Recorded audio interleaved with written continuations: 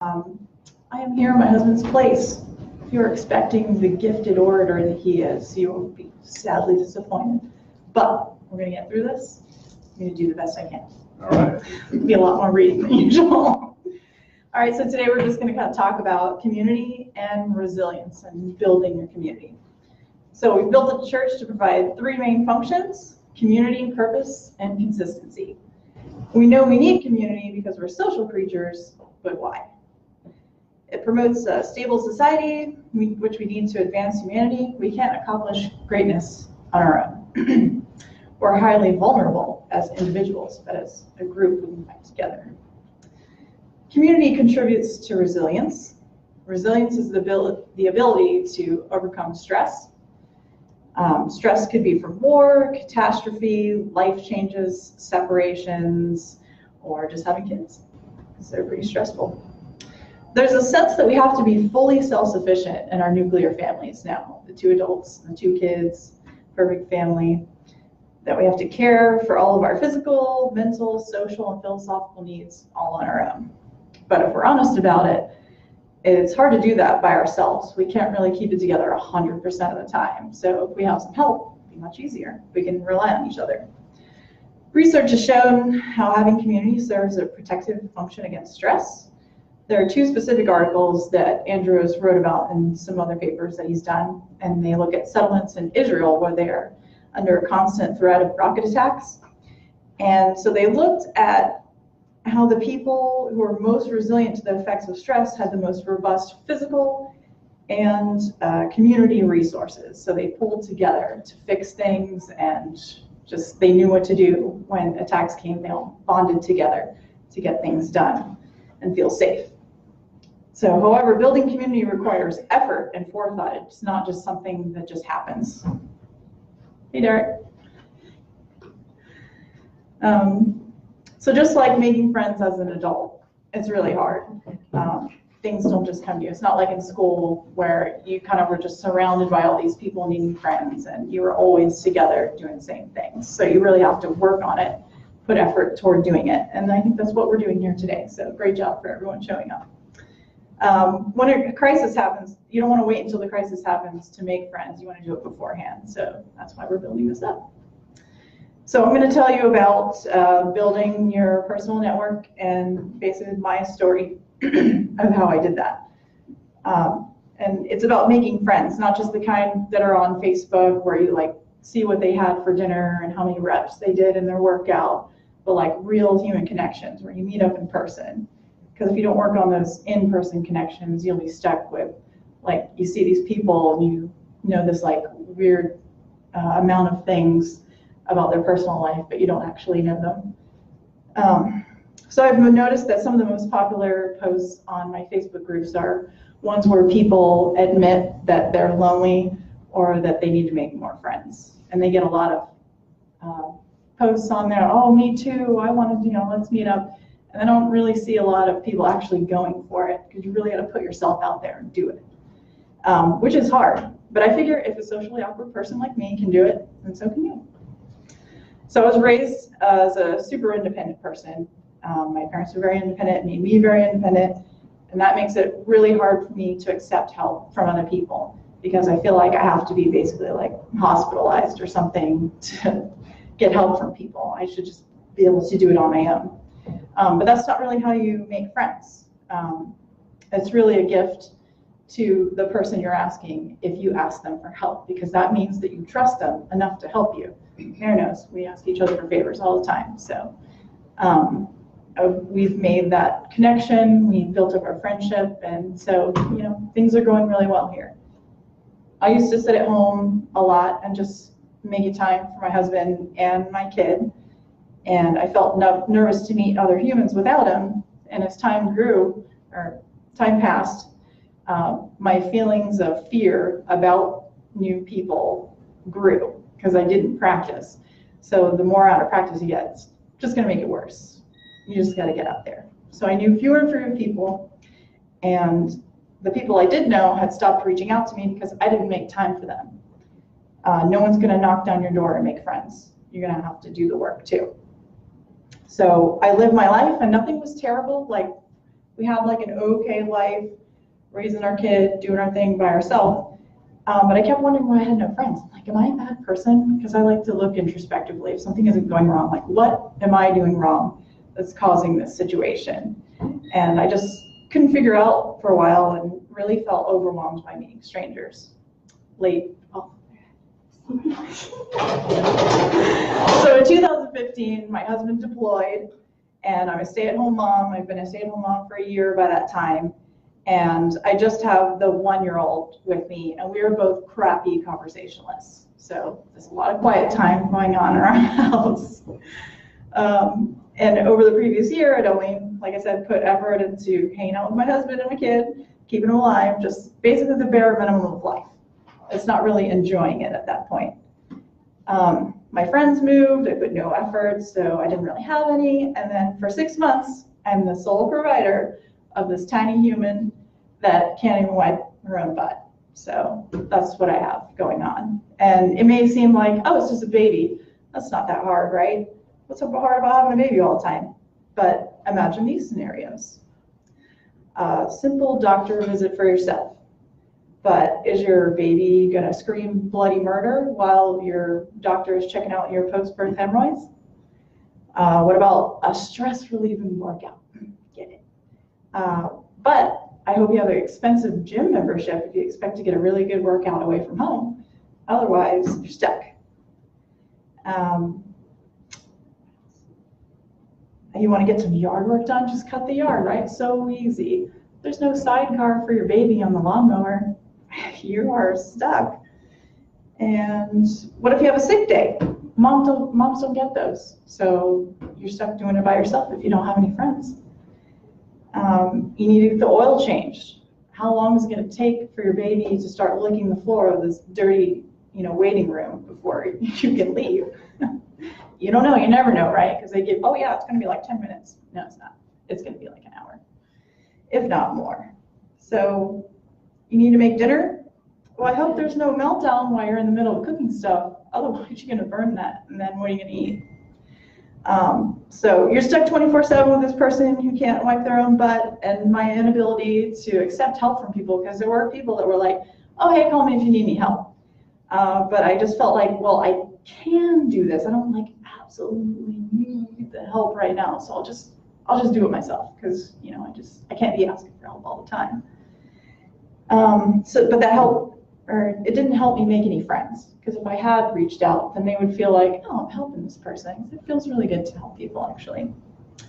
So humans thrive on connection. So you need to build your personal network for yourself and for those other people. Other people need help sometimes, and it feels good. And people generally want to help those who are struggling. A lot of times they just don't know how to help you, but if you let them know. So instead of considering asking for help as a burden, you can feel like it's a gift to that person of trust. You can increase the odds of someone actually letting you help by being specific when you offer the help. That would have helped me, I think, if someone would have been like, hey, I would totally be willing to babysit your kid. And then I'd be like, okay, that's what I can use them for. Or I'd be willing to cut your grass. And I'd be like, okay, because if you ask the grass cutting person, they might not be willing to babysit your kid. It may be weird for them. They're like, I don't know anything about babies, so be specific.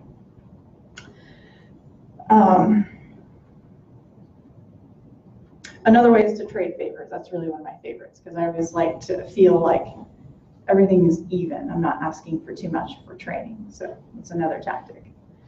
So how do we make friends? When I decided to put effort into building my network after that experience, knowing that it was important after that, my goal was to find people that I could have fun with and build up the trust to where we could ask for favors from each other. And it's just easier with a network of people to get through life, and it's more fun. So to get started on finding people, I thought about the least scary people to me, and those people would be moms. Because I figured, moms with small children are not gonna probably punch me or something. So I went with the moms, and luckily I had a kid, so it wasn't weird for me to show up with the mom's groups, right? So that was good. And I found also that the smaller the community, like the tighter the bonds and the more accepting people are. So I always look for an atheist group because it's usually like a smaller subset of the population, and they're usually pretty welcoming. Like, oh my God, there's another one of you, yes! And I also like sports, so I find groups that play the sports that I like, and I get out and have fun and try and build friendships that way as well. But there's no get out of jail free card. You really have to put the time and be vulnerable to strangers. But that's okay, because that's what builds friendships in the first place. It's being vulnerable. And not to worry, because most people, when meeting up for the purpose of being social, are not rude or mean. And if they are, that just means that there's a problem with them. Like maybe they had a crappy upbringing and their parents taught them to be shitty to other people. But that's not your problem. You can just move on and find somebody else. I mean, you can't be held back by that. Maybe someone will be rude.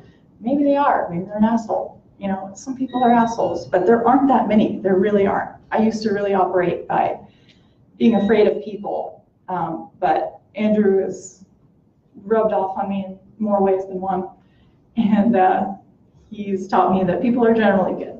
So, and now that I really am believing that, I see it. And I have a lot more friends now, and it's really nice. So do it. And, you know, even though there are a lot of people seemingly behind their computers being assholes, it's because they're hiding behind their computers. Like in person, people are a lot less confrontational. So I really think you don't have a lot to worry about. So once I found some mom group, I started taking my small little anchor person to these play groups, and that made me feel a little bit like, okay, I can do this. You know, meeting some nice moms. I went out and volunteered because I had a lot of free time with no friends, and I volunteered in the NICU here.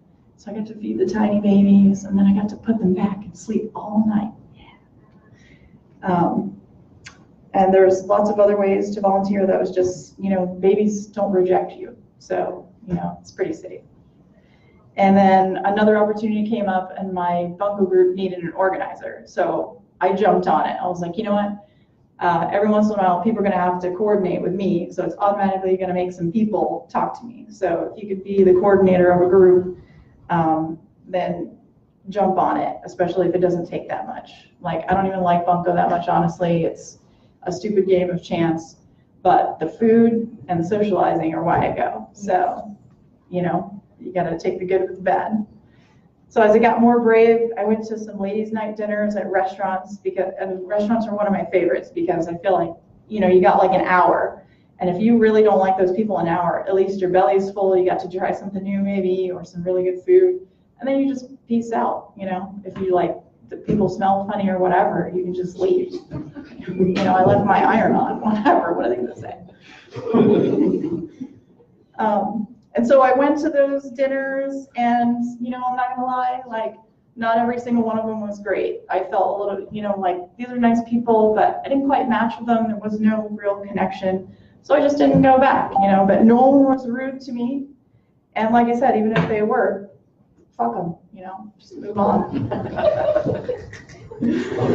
So once I got into that, then I saw some groups, and they didn't, like, I liked the groups, but didn't have enough events. So I asked the organizer, hey, can I make some events for the group? Because I want to get out and do more stuff. So I started planning events for like 3 other groups. So I really started nailing it. And then I saw a need for more and like a specific kind of group. So I built my own group. So now I have my own ladies group. I invite every time I see those posts on Facebook that are like, oh, I need friends. I don't have any friends. I'm like, come out. Like, get out of your house. Let's do this. Like, there's lots of different stuff. Make your own event. I don't care. As long as you're not selling shit to people, we're good. So what are some ways to find friends? So frequently now, what do we use to make friends? Social media. I know it because I move all the time. So you have to start fresh somewhere, and the internet has collections of lots of different people.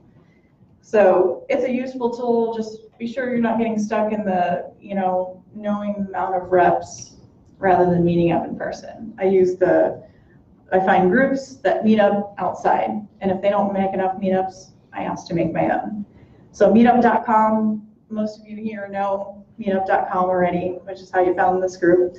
But I use it every time I move. I go to a new area. What do they have here? They have all kinds of stuff, just depending on where you live and what they offer there. So you can find things like nature, sports, playgroups, fitness, book clubs, gaming, social clubs, like whatever. It really varies wildly on the number and variety of things in each area, but it's a great tool. Facebook groups, like I said, you can find the same types of things. Volunteering, you do the hospital, Red Cross, animal shelter, a food bank, being a foster parent, all kinds of stuff to choose from. You can find volunteer organizations that can match you with like your interests. You could walk dogs. I used to do that. That was fun. If you don't like people, although you don't really build your network, I guess, if you're not meeting people. Maybe you can meet the people that like dogs and stuff. That'd be good. You could join sports organizations, find ones in the local area, and you could also expand your friend circle by inviting your friends out and to meet their friends. They can become your friends too. So all kinds of other options, but those are some of the ones that I use. So to sum up, figure out what your goals are with making friends. What kinds of people would help you accomplish those goals? And figure out how to build a community with those kinds of people. You become like the 5 people you spend the most time with, so choose wisely. So while this church isn't for everyone, I challenge you all to look at what community you have and take deliberate steps to build your community to meet your goals. Who's in your community? All right, that concludes my briefing. Wonderful. Thank you.